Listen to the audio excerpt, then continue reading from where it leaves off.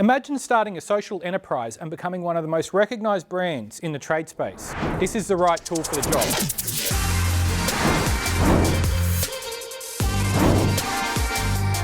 Welcome, gents. How you doing? G'day, Bryn. Good to see you. Thanks for having us, mate. Bryn. Nice and Pleasure. dressed up, mate. Good to Thank see you. you. Mate, thongs on, mate, or? No, I've got no shoes on. Lucky behind the desk. So talk to me. Trade Mutt, TIACS, everything going on. I see you guys on TV. Look successful on the outside, but tell me what's going on underneath it all. Yeah. What you see on the outside doesn't quite match what's going on the inside. It looks all calm on the outside, but it feels like mayhem sometimes inside. Would you agree? Oh, yes, very much so. Yeah, so I mean, we've had a bit of a roller coaster for 4 years, to be honest, Bryn. Yeah. You know, for Ed and I, as the founders of Trade Mutt and TIACS, what started out with us, you know, bringing a couple of funky work shirts to market to start a conversation has rapidly grown into one of Australia's, you know, most loved social impact workwear businesses, and we've also been able to found our own not-for-profit, providing free mental health support to tradies, truckies, rural and blue-collar workers. So, yeah, mate, fair to say, you know, we've had a good bit of growth early on, but under the hood, there's a fair bit going on, mate, as I'm sure you'd imagine. 100%. Like what I'm seeing in this trade space is, you know, prices going up, rates going up, you know, businesses getting harder. Like, how are you guys on that? Are you seeing that in your space, mate, as well? Exactly the same deal. So yeah, the only thing that's not going up in our business is the price of our work shirts. So everything else is going up around us, and the margins are just shrinking. You know. Yeah, so so we're seeing it as well. So how's that? Like when your prices aren't going up, but the costs are going up. Like, tell us about that. Yeah. So what basically happens is that all happens, and then stress levels go up like that, and so everything just keeps going up and up and up, and there's just got to be a point where it all, you know, a crescendo. A crescendo. But I mean, basically, you know, like anyone feeling the squeeze of supply chain, it's about, you know, diversifying, you know, manufacturing and supply chain, you know, I guess, suppliers, so that you can get the cheapest prices, but still retain the quality to meet the market where it needs to be met, you know. Yeah, and you spoke about TIACS and mental health. Have you seen a big rise in that with, you know, with these prices going up? I think pretty well documented with builders. And there's challenges builders are going through, people are going into administration, liquidations, all that kind of stuff. Are you seeing a massive influx in TIACS with the mental health issues? I think we had something like a 60% month-on-month growth for like the last 6 months of last year. Yep. I'm not exactly clear on the data for this year, but the numbers have been climbing pretty substantially. We've gone from 2 counsellors to 10. Yeah, right. Months, so. Yeah, it's a strange thing to celebrate. I guess it's kind of strange because. We're seeing some awesome numbers come through into TIACS, and we're being able to provide some really much needed support and mental health services to these people. Yeah. So we're obviously proud of that, but it's kind of on the flip side, it's like all these people who need this support, it's obviously worrying, you know, that's the case, but it's also good that, you know, we can provide that service. So yeah, it's a kind of a funny one to celebrate, really. Yeah, 100%. I get what you mean. And what about you guys? How do you guys deal with it? You guys are going through the same challenges yourselves, aren't you? It is a difficult one. I suppose the big thing that I've noticed is, like, you've just got to set a pretty solid routine and sort of stick with it. Yeah.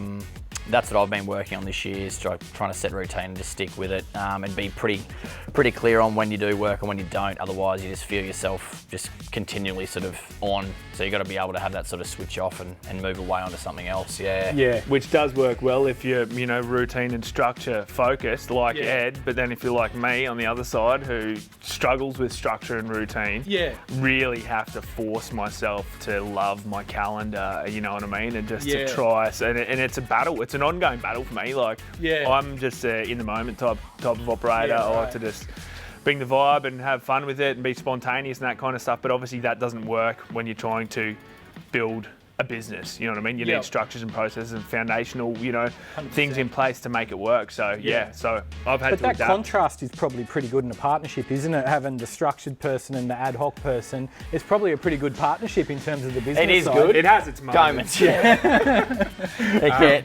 no, it is good.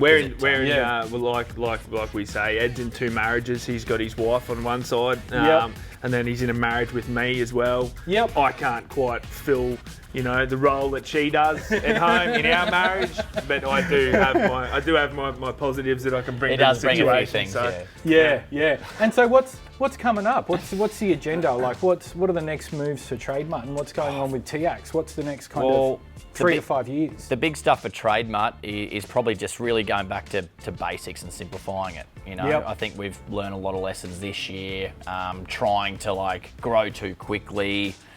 Really solidify, stay good at what we're good at, and really explode that again. Focus on the core business. Focus on what works for us. Rather than trying to compete in a space where there's just no money to really be made unless there's like mass scale. And then on the other side for TIACS, we just want to be able to sort of raise our hand more and let more people know about who we are and what we're doing. I think that's the big thing for the charity is just more people being aware of the impact we are making and how people can access it.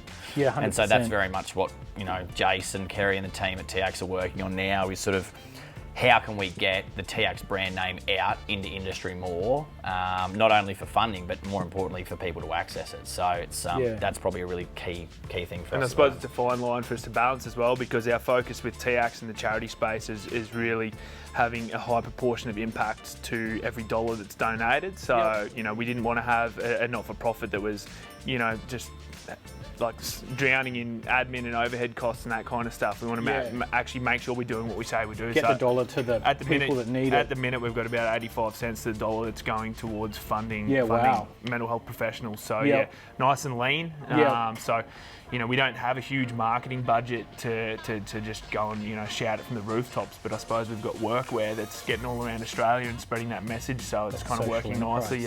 Well, I know when I first met, when I was talking to you about it before, Ed, you were saying you didn't want too many people sponsoring it at the time because you wanted to make sure you could roll it out in the right way. So, absolutely. And you're almost trying to limit that sponsorship. Where I see it's now, I kind of see you guys are getting sponsor after sponsor coming on board, and it seems like it's... That's the point we're at now, definitely, is like bringing probably 2 or 3 more top tier alliance partners on board to fund the current requirements we've had. And then we can continue to scale it up from there. So we're probably at the other side of it now, where we're like, volume is above current sponsorship amounts for the alliance, so it's now we just need to sort of level them out again, so we've got enough funds to cover the current volume of calls. So. It's probably the opposite of where we've been to Trade Mutt. So Trade Mutt, we've had super fast growth right from the start, and we've gone with that growth, and then now we've figured out, hang on, let's just slow down a bit and do what we're good at, and for everyone's well-being, for longevity and all that kind of stuff. With TIACS, we've gone the other way. We're like, from the start, let's not grow too quick. Let's make sure we can do what we say we'll do. We can manage the the people, the clients that need to use the service, but make sure that we're managing alliance member expectations so that any money that's being donated is being met by the usage of the service. So we're quite focused on those outcomes. Key advice for any business owner, almost, isn't it? Like scale your business. Do not take business advice from us. That is my only down the barrel one for today. I concur. Call Bryn. Guys, thanks so much for coming out here to support us. I know, we were on probably in the early days in the journey, and I realise you guys have kind of gone to a different level now, so I really appreciate you still supporting other small businesses like ours. So I guess what we'd like to say is how do people support Trade Mutt, and how do people get on TIACS? Like, what do they need to do? Yeah, well, I guess there's a number of ways, with regards to Trade Mutt. I mean, obviously, we're always looking to align with, any businesses out there that want to get on board where we can provide a workwear solution, whatever size that business is. We've got a number of verticals now. We've got, obviously, our collection stuff that we bring out quarterly. We've got a whole core range of workwear that we can deck companies out in. We can also do some really cool custom stuff as well. So, on the TIACS side? The TIACS side, it's just, reaching out if anyone would like assistance to 04888 46988. Monday to Friday, 8 a.m. to 10 p.m. Free counselling, mental health intervention. Or if any business is keen to join the alliance and help us fund the solution to the future of TIACS and continue to provide this free service, the TIACS Alliance is available. So reach out www.tiacs.org and we can give some details on how you can become an alliance member. Amazing. Thanks so much, gents. Thanks again. Good on you, mate.